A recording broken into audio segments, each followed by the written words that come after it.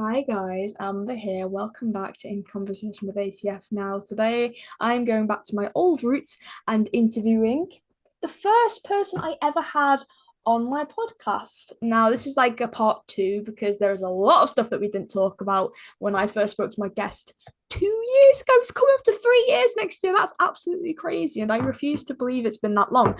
My guest is a voice actor and has also been in radio, and also he actually announced for the Oscars a few years ago. Could you believe that? That is the biggest achievement I could ever have, I've ever heard. I've just noticed your fan in the background. I just love it, just a little circle, just like turning like that. Yeah, yeah. I hope that's not too distracting, but Nice, all I'm right. sure enjoying it. Let me assure you of That's, that. that's okay. That's okay. So first of all, my guest is the lovely Neil Ross. Hi, Neil.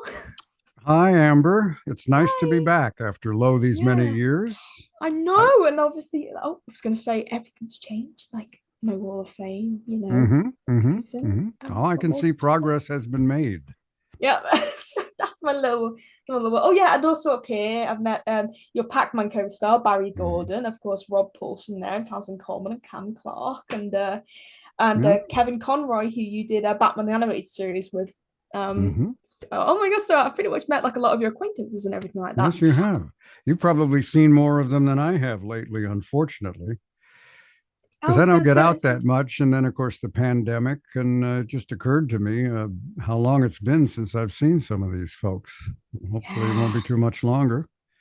Yeah, Mm. I hope it's not too much longer because hey, Mm. there's one thing I'm going to bring up in a bit, but not before I go through your resume. Now, Mm. obviously, I'm not going to do everything because that would take me forever. Um, so I'm just going to go through a few of my favorites, which include Buzzer, Dusty, Heavy Metal, Monkey Wrench, Shipwreck, and Thunder in G.I. Joe.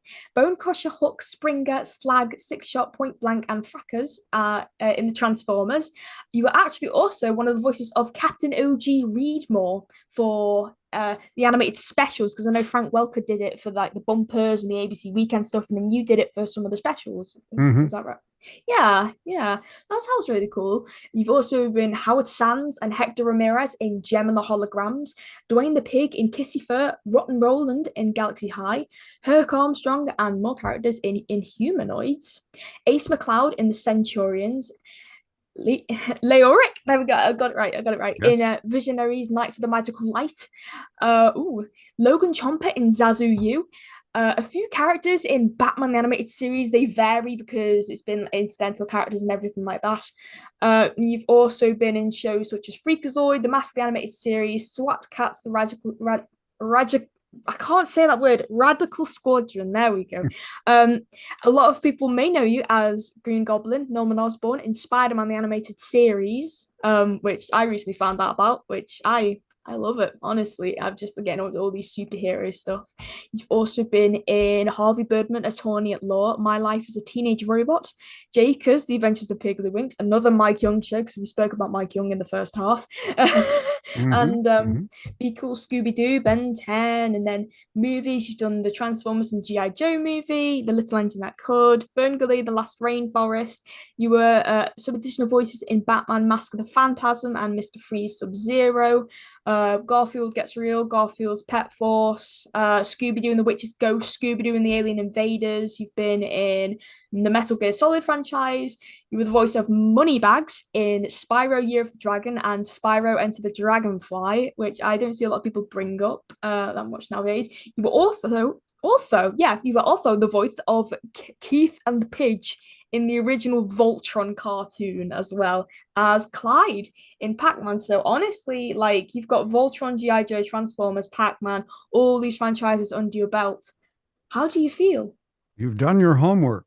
How do I feel? Well, it reminds me of early days, early 1970s, when I was working for a radio station in San Diego, California. Actually, it was a radio station in Mexico, broadcasting into San Diego. And my then partner and I did a comedy show, and we did about 75 episodes. And he basically played the lead character. We had a very talented woman who played all the women, And I basically played everybody else. I did about 20 different characters, which was something that I had kind of wanted to do. I just didn't know how to go about doing it because I was a huge fan of the Goon Show. You may have heard of them, maybe not. It was a British radio Oh, show on the okay. BBC. All the guys in Monty Python were influenced by it. It was Peter Sellers, Spike Milligan, and Harry Seacombe. And Sellers played this multitude of characters, and I was so impressed with what he did. And I wanted to do that. Now we were on radio. This was not animated, but these were Hmm. characters, character voices. And I thought, well, I think I might be able to do this stuff in the big time. And I would sit in my little apartment watching the Saturday morning cartoons. And one minute I'd say, I think I could do that. And then 2 seconds later, oh, they'll throw you out of there in 2 seconds. You wouldn't make it. But I finally got a chance to put my theory to the test. And I'm delighted to say it all worked out in a very nice way. And I had a lovely, gosh, I don't know, 25-year run in the business. It's just so to hear all those things, or to occasionally sneak onto IMDb and scroll up and down and giggle gleefully, it's gratifying. Long-winded answer to say it's gratifying. Yeah, definitely. And honestly, you should be proud of yourself, just like all this work. Oh, I've just forgotten to mention this was at the back of my mind. I was saying this to myself a few hours ago. Look, you've got to mention this when you talk to Neil. And then I just listed all those characters, and I didn't even list the thing I had in mind. What That's was all that? right. I wonder. It is actually, man, of course, my browser. Here we are. Batgirl Year One, the motion comic you voiced Commissioner James Gordon, Alfred Pennyworth, and apparently that was voice directed by Oh, Kelly Ward, the Kelly Ward, Putty from Greece. yes, yes. He was a Yeah, director, may still be. I haven't seen him in ages, but he that was is. the only thing I worked with him on. I can't remember what the other one was, but I do Jakers. remember what you're talking about, and I remember enjoying it very, very much. Yeah. But I thought it had sort of disappeared. I'm amazed. Where did you dig that up? I don't even know. Was it on IMDb or? It was on behindthevoiceactors.com. Oh, There's also Kate yeah. Higgins, Lex Lang, who I've also had on my show, Keith Silverstein, Erin Fitzgerald. Just a really lovely cast, to be fair. And honestly, I've met Kelly in person. He did his first Hmm. convention in the UK last year. Really? And he was just so lovely. Was the other thing you might have done with him was Jake as The Adventures of Piggly-Winks, because he voice directed that. Oh gosh, I'm Says trying to. What says from show did we Wikipedia. work on together? We did one show that we did quite a few episodes, but boy, I'm blanking it. I'm sorry. I That's did okay. do That's okay. did do Jakers, but I guess I can't remember who was directing that. Isn't that funny? Kelly Ward. Kelly direct voice Okay, directed well that. then, yeah, Kelly He could Ward. have done other things. I'm trying to think. Yeah, I'm gonna have to go back through it myself because I'm really tempted to find out. So it was a show. I'm trying to think what it could have been because Kelly didn't do it back in the 80s unless I just ask him. No, no. Well, I tell you what. Whilst I pass a message on to Kelly, I would like to talk to you, of course, about the DC animated universe because since we last spoke, the DC animated universe has become one of my obsessions. So to know that you were in, of course, Batman the animated series, Superman the animated series, New Batman Adventures, and the Zeta Project. Wow. Oh my gosh. So first of all, BTAS, you were in the episodes The Cat and the Claw, Pretty Poison, Harley and Ivy, Birds of a Feather, Read My Lips, and Harlequinade. And obviously, being in these episodes not only meant that you probably worked with Kevin Conroy because he was in all of them, but Arlene Sorkin as well, who we recently lost. She was Harley Quinn in Harley and Ivy and Harlequinade. Did you ever record with any either of those two? I never had a regular character in Batman. I was always brought in to be assorted thugs, ne'er do wells, crooked politicians, you name it. And sometimes these were what they call pickup sessions, where my characters might only have a handful of lines, and I would not work with the full cast. They would just bring me in a spare time period that they had and knock my lines out. So I'm not honestly remembering if I ever actually was in the studio at the same time as some of these folks. I may not have been. It, as I say, I was basically a utility player in all of Yeah, that. yeah. But honestly, like just working on all these, I mean, of course, there's one thing in common with all these shows. They were all voice directed by Andrea Romano. So what was it Yes. like working with her? Well, Andrea's great. I always enjoyed working with her. And bless her heart, she used to bring me in on a pretty regular basis to do this stuff. And I was always very, very happy to do it. So, yeah, Yeah, good definitely. time. And my hair is quite messy here. Sorry. But Andrea is she's so sweet, honestly. Like she's helped me with my demo. Like I've got a character demo that I've done, and she listened to it.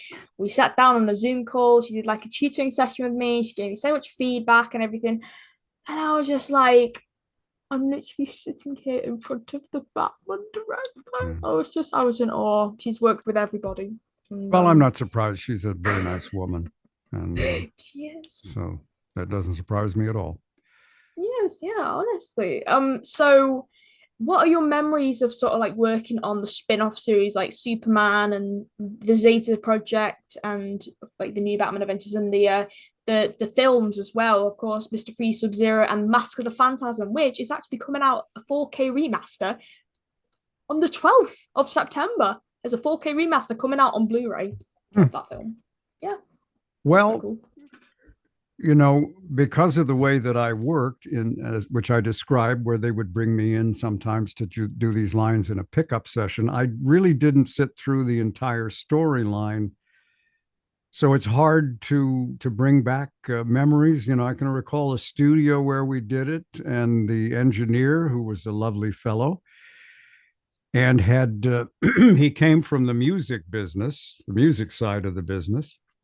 Mm-hmm. And he wasn't the only one who told these kind of stories. I ran into several people who had started out as engineers for music and were driven so mad by the eccentric behavior of the musicians they had to work with that they fled into the voiceover industry, where it's basically 9 to 5, and the talent who show up are mostly sane and sober, you know. And so, but he told us some wild stories about adventures he had when he was an engineer for music groups, and I really remember that more than the storylines. As I say, in a lot of cases, I'm just picking up 3 or 4 lines. I don't even know really what the story is. Hmm. So, I've just found out what that third show that you worked on with Kelly was. oh, tell me. Voltron, the Third Dimension.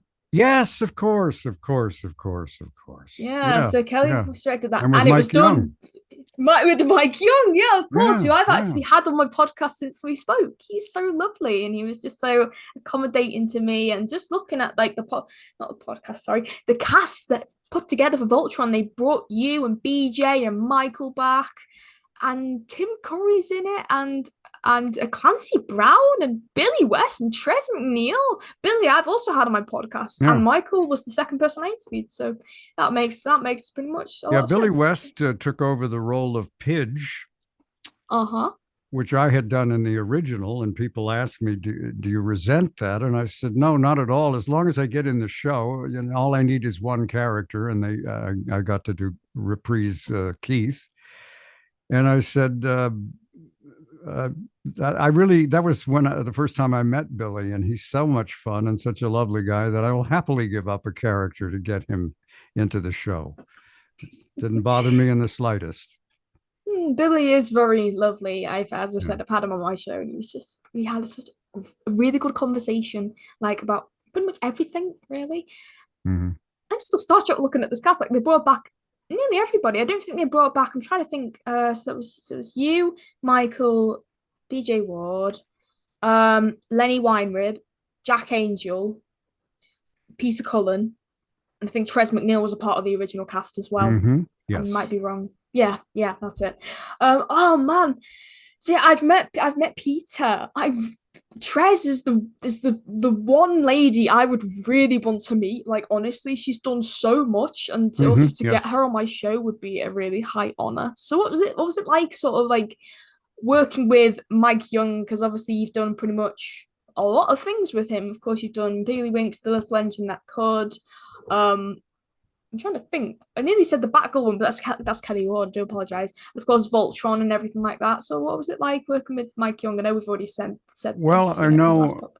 so far everybody's a lovely person, and Mike is yet another lovely person. I always enjoyed working for and with him, and he's just a sweet guy. Some people can be cynical and successful, but he manages to be one of the nice guys who finishes first. So that's always nice to see. So yeah, I always look forward to working with Mike. He's a great guy. That's one thing we didn't talk about. Rambo, the Oh yeah. Force of Freedom, and looking at the cast, Michael and Sarah, Mr. Freeze himself, and of course you were reunited with a few of your Voltron pals, like Peter Cullen and Lenny Weinrib. But then also you've got James Avery, you've got Frank in that, you've got oh my gosh, wow. Yeah. That was a who's who. Oh yeah, definitely. Who voice I directed worked that? with James Avery uh, long before he got famous on television. In Fresh Prince of Bel Air, Yeah, he did the Teenage Mutant Ninja Turtles. That's why he was Shredder. and he was a character. They were all characters. They well, I really wanted to talk to Michael and Sarah about being married to Barbara Eden, but he I thought no, that's a little. I'll just let that. He seemed to be, I'm a great believer in supporting my fellow actor any way that I can. And sometimes I get a sense that people would like to be left alone and just concentrate on the script and the work. And that's the vibe I got off of Michael. And that's perfectly fine. If that's what he needed to do what he did, then he doesn't have to sit around and listen to my dumb jokes. So I really didn't interact with him that much. But yeah, it was a treat to work with him. I used to watch him on television in a show called Broken Arrow, which I'm sure you never saw. It was in the 50s I in never America, saw it. black and white show about he played Cochise, Oh. and he is not Native American. I believe he was Lebanese extraction, something like that, but Yeah, did a good job. he was yeah from mandate for Syria and the Lebanon. Is that pretty much yeah yeah Yeah. from yeah. So who voice directed Rambo? Can you remember? Directing, Yeah, yeah, voice directed. that was a guy named Michael Hack who I worked with. Michael Haack. Yeah, he also directed Centurions. Wow. So I Of worked with him quite a lot. And well, that's really cool. Yeah, because his daughter's Olivia Hack, who's also a voice actress, yes, and I know, I know. you know. Oh, right. Okay, I was gonna say I because don't. Mike I've Young never. was I've from. never met her, but I would read things on Facebook or somewhere that she was in the business, and I've never run across her. But yeah, yeah, I knew Yeah, she was doing it. that's really cool. Yeah, definitely. And also, just real quick about Susan Blue. um, of course, she was the RC to your Springer, essentially. Who do you think RC would have gotten along better with, Springer or Hot Rod? Really, what was your chemistry like with her working on Transformers? Oh, it was good. I worked on and off with Sue on a bunch of different stuff. She's directed me sometimes, and we've acted together, and always have a good time with Sue. She's a good person. She's fun, and yeah. And people ask me about the purported romance between Springer and RC, and I always say a gentle robot does not tell tales out of school. So my Very lips are wise sealed. words. So, Neil, before I ask this question that's just come into my head, I'd like to talk to you about Bill Scott. I believe Yeah. I've spoken to you about him before. You've done a show together. I'm Not quite sure which one. I've had a look on your bio, and it doesn't look like you've been in any that Bill has been in, but that's just me. Unless it's just something. No, No, hang on. this was a show that was called CBS Story Breaks. I don't know Yes, why yes. they what that title referred to really, but it was an anthology show. In other words, every episode, different characters, different storyline. And Is I it an did a animated story, number of, basically like ABC Weekend specials, pretty much? yeah, I did a number of those. So I show up and I'm in the green room and I see June Foray over in the corner. I knew who she was, of course, but I had not officially met her at that point. This was early on in my days. And she was talking to a chap, and they were just talking quietly. I couldn't hear what they were saying, but someone, I think Alan Oppenheimer, said, "Oh, look, that's Bill Scott." And I looked and I thought, "Oh my God, I'm looking at Rocky and Bullwinkle. Wow." I think I really did make the big time at last. And I never actually was introduced to him. We did the session. I remember nothing about the session. I don't know that I ever saw him again, but I did get to know June a little bit and worked with her quite a bit. And but I just remember that moment of oh, it's Rocky and Bullwinkle. Wow. Here I am. I was like some young bit player in Warner Brothers when Clark Gable and Vivian Lee walk on the set. Oh, look, it's really them. So, Yeah. Oh my yeah. gosh. I think I've just it's Harry the Fat Bear Spy. I've just remembered. Because also in the cast was, of course, June and Bill. Alan wasn't in it, I don't think. Credited is Brian Cummings, Walker Edmiston, June Frey, Alan Melvin, you, and Bill Scott. Okay, it must have been Walker. Yeah, because he I'm did pretty sure it was Transformers as well. Walker Edmiston who told me it was Bill Scott. Yeah, Yeah, he was on yeah. he was on Transformers as well. I think he was Inferno, I believe that was him. In what? He was in the Transformers as well, the G1 Transformers Oh, series. he may have been. I don't remember working with him, but there were a ton of folks Oh, in that no show fair over the enough. years. And of course, we didn't always work together. If you weren't in that week's episode, you weren't there. And which confuses some people because sometimes our characters were running around in the background, but if they don't say anything, you don't work. So there were many sessions that I just didn't attend. But yeah, Yeah, yeah. Walker was a great guy. He had a local kids show in L.A. People told me about, and he just had this great attitude. I remember we were in the green room on some show, and somebody was talking about a very well-known voiceover guy who was now profoundly depressed. Well, what's his problem? Well, he just turned 65 and he thinks he's old now, and he feels terrible. And Walker just suddenly said, "That's ridiculous. I'm 75 and I'm still riding a motorcycle and I got a new girlfriend and we're going up to the thing and the motorcycle and the union called me and said, 'Do you want your pension?' And I said, 'Keep it. I'm never going to quit.'" And he happily rolled along another 5 or 6 years. God bless him. Oh, He just bless. had such a positive attitude, and Oh, he loved the work, as yeah, do we all, but he yeah. just, despite the fact that he'd been at it for God knows how long at that point, he still seemed to have this almost childlike delight in being able to show up at a studio and do something. Yeah, Oh. yeah, definitely. That's a lovely anecdote to hear about Walker, definitely. So, Moneybags from the Spyro franchise. Of course, you only did it for two of the games, Year of the Dragon and Enter the Dragonfly. What was it like working for that? I you know I don't I'm going to disappoint you again. I don't have very many memories of that. Other than the fact that I do recall the studio where we did it because I'd never been there before and I never went there again. But with these games, you're recording lines out of context. You have no idea what the story is.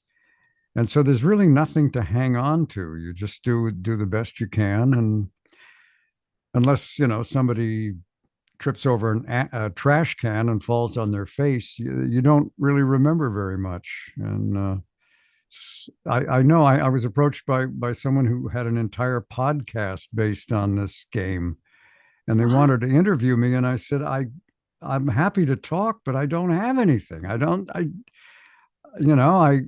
like Zorro. I got in, I made my Z, I got out. I don't have any story to tell you, you know. So I'm afraid I'm a bit of a disappointment with That's okay. Spyro. That's okay. That's okay. What about well, of course, you probably do remember this. Spider-Man, the animated series, you were Green Goblin. Well, obviously not the first time you were Norman Osborn as well. You'd also voiced him in Spider-Man and His Amazing Friends. So what was it like to sort of return to that sort of role of Norman Osborn about 13, 14 years later?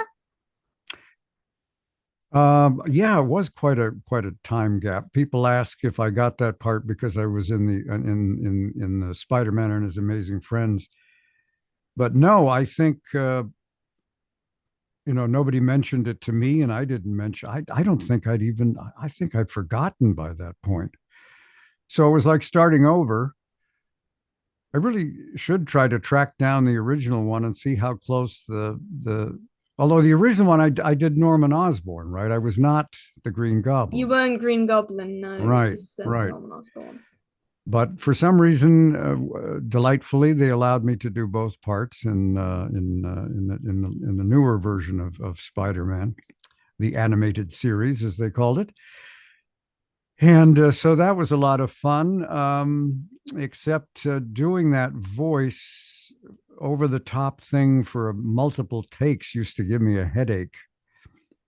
And the director wanted many, many, many takes. And so I would walk out of there in the late afternoon, my temples throbbing. I realize compared to guys who do real jobs, Mm-hmm.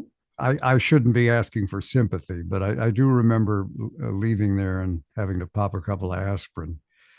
Oh yeah, I can. I had listened to the voice before, and honestly, ooh, that sounds quite extreme. Honestly, I don't know how you managed to like put up with that, but I honestly think you did a really good job. Oh, thank you. Yeah, I had no idea it was on there, but somebody sent me a link to a scene that's on YouTube where the Green Goblin and Norman talk to each other. In other words, Norman is looking in the mirror and he keeps turning into the Green Goblin and then turning back into Norman, and they sort of have an argument. And it's popping from one voice to the other. And the person who sent me the link wanted to know if we did that in one pass or if I did them separately. And I honestly can't remember, but I looked at it and listened to it, and I thought, that ain't half bad. Yeah. Yeah, I was, it was years later, and which is the way to really hear things or see Mm-hmm. things if you're an actor. You have no objectivity if you look at it after you got through, within a fairly recent amount of time. You just you can't judge it. But if you do something and you don't hear it for 10 or 15 years and suddenly there it is, you can be a lot more objective. And I felt pretty good about that scene, Yeah. Yeah, you know. definitely. I'm gonna have to Yeah. watch it now after this. See what it looks like. Yeah.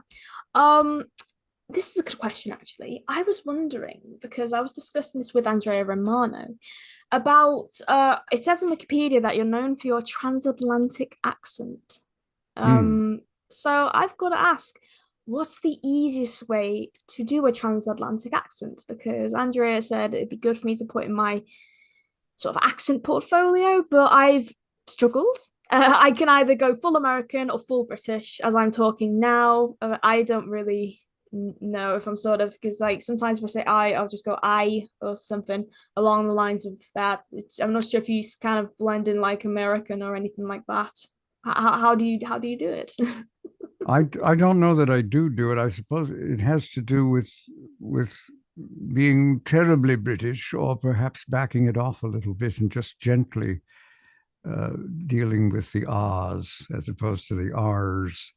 And I don't know, to be honest with you. Uh, That's okay. yeah, it's just I love I don't know why, but I think all of these amazingly strange and weird and wonderful outer space and fantasy characters, Yeah. to my way of thinking, always sound better with a British accent. So when copy comes in, I immediately say, I see what I need to do here.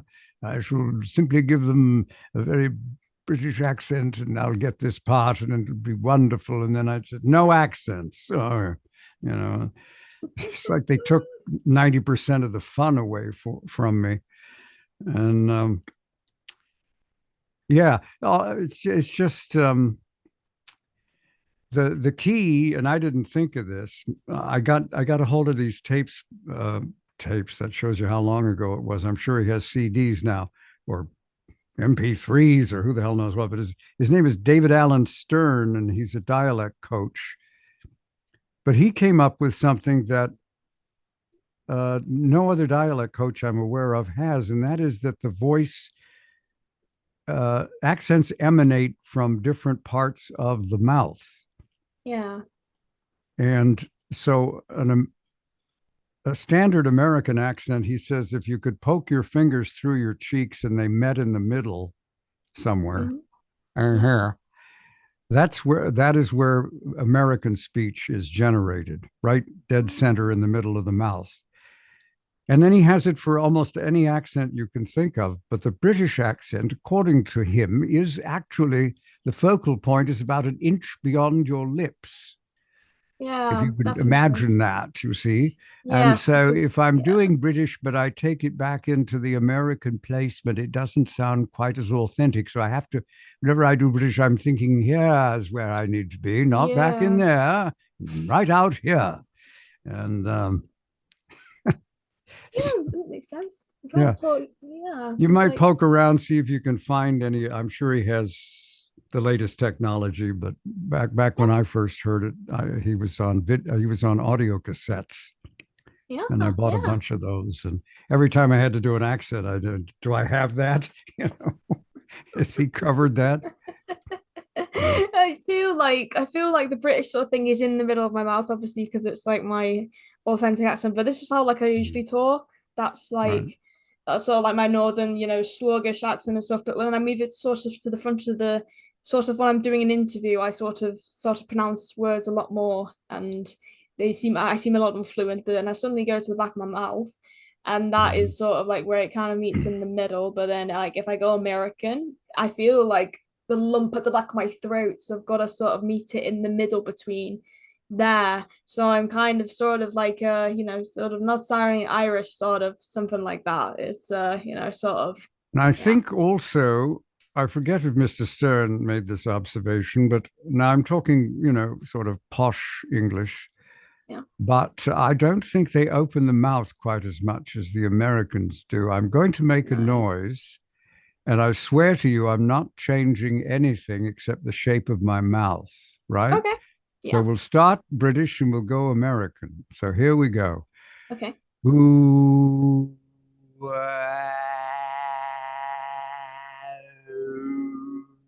Now you see how Mm. much nicer this is as opposed to Yeah. That's what Americans tend to do is, just open that mouth and talk.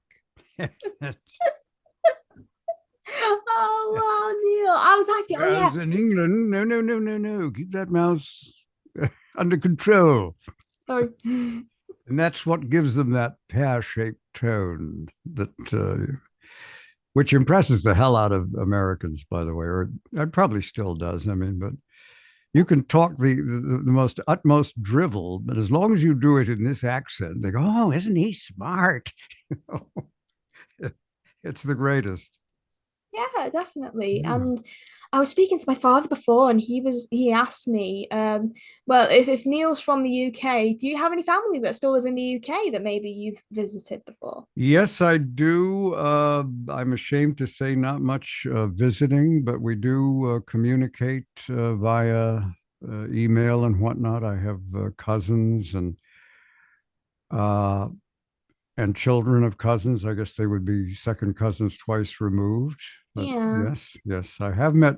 one of my cousins, he came over Oh, for a visit, and that was we look nothing alike. He's a big, tall drink of water, and I'm a sawed-off runt. But we ah. started talking about our lives and our sort of general philosophy on living, and we were so close. It was just astonishing, and yeah, yeah, I do have people here, but I'm afraid I haven't done a good job of staying in touch.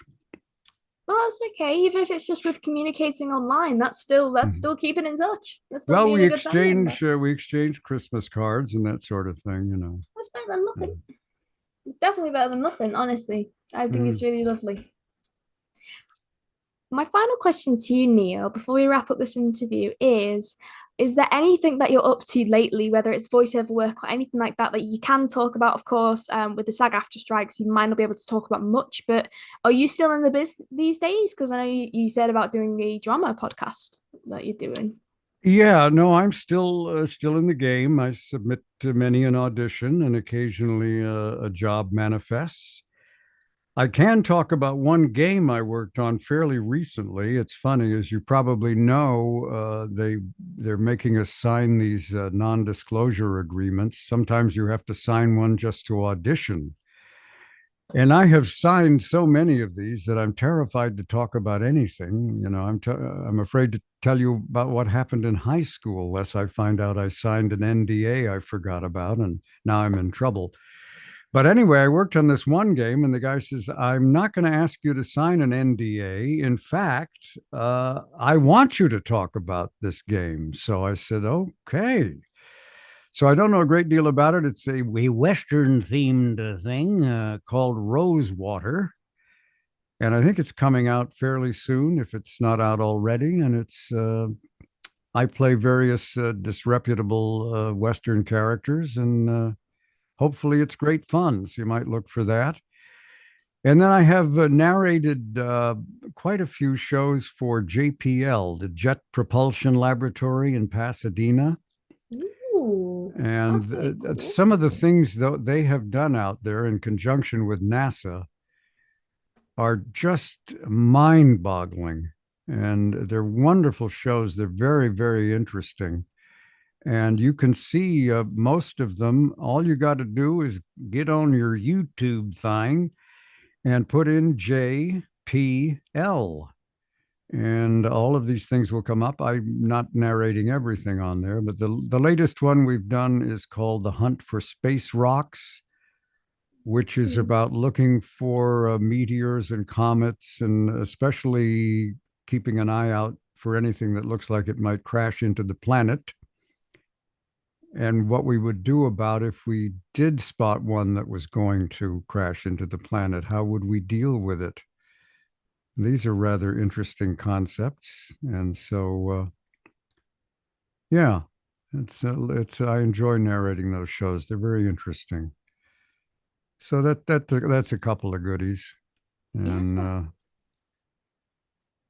I don't, as I say, the podcast. I don't think they want us to talk about it, so I shan't. that's okay.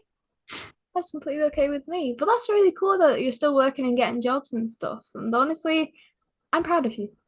I really am proud Oh, of you. I'm happy for you. well, thank you. Well, You're welcome. I got the equipment. I'm not, and I'm just, you know, I'm loath to get in a car and invest 2, 3 hours of driving just to be in a booth for 30 seconds. But if I can audition from the house, more than happy to do that.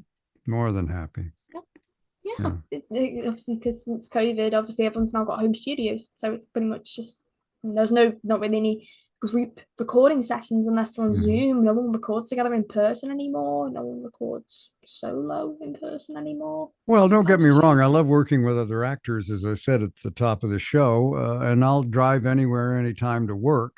It's as I say, spending all these hours on the freeway just to do a fast audition, and I don't see the point when I can just toddle into my little home setup and do it.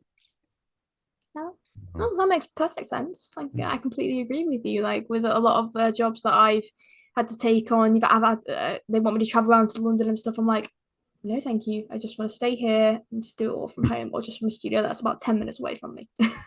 Yeah. Yeah, well, technology's changed. We've got Zoom, we got, all these recording stuff and like Source Connect and, everything. So, this is it, I guess. Yeah.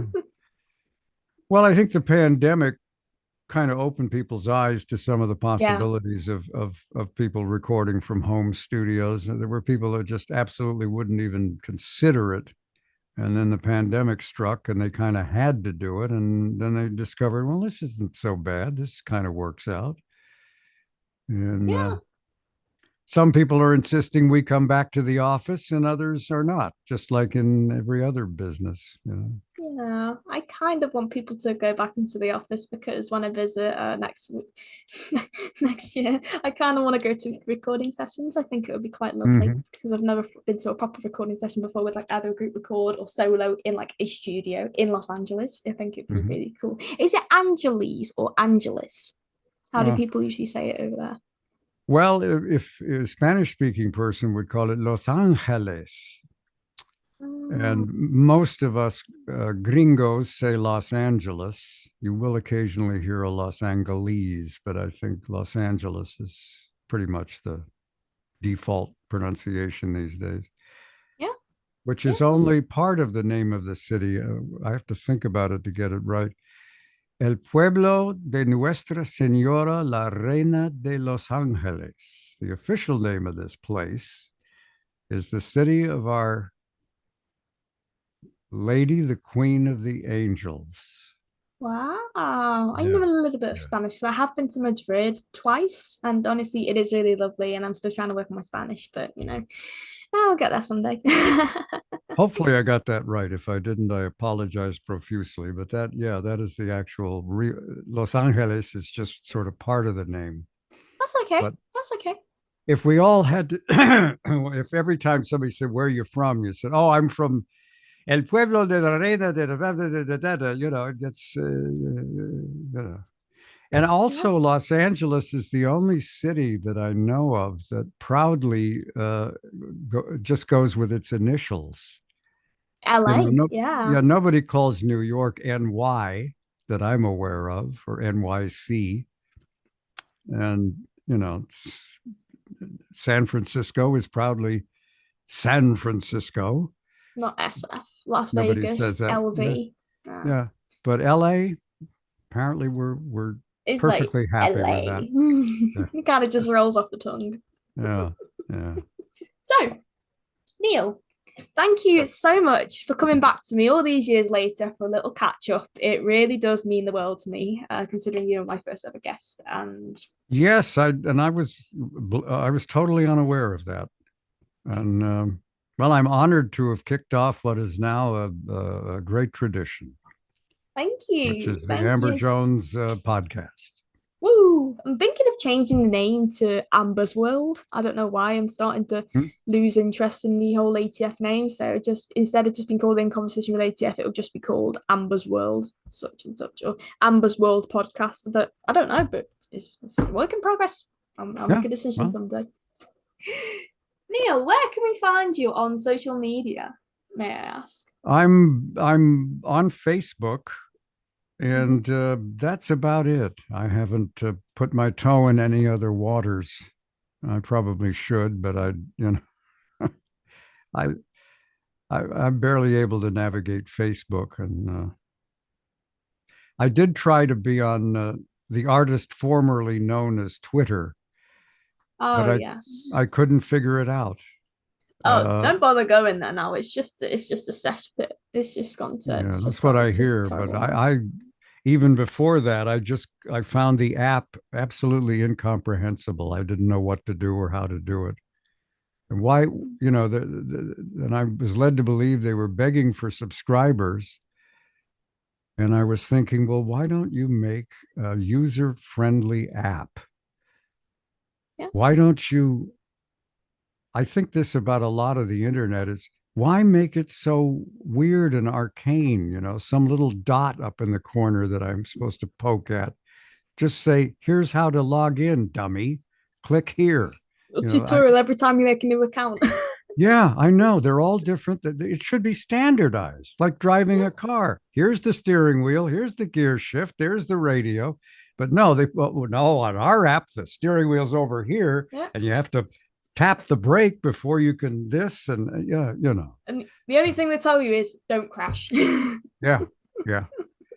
Yeah, it's that simple. Well, So, oh, so hot, honestly. I'm practically melting. oh, Like, poor thing. And here so I am hot. basking in the air conditioning. I feel You've bad. got air conditioning. Us poor people in England, we have to suffer. I know, On the I very rare know. occasions, because we rarely get heat waves. Usually, it's just rain. So, Yeah. for once, I just wish it was cold. Yeah.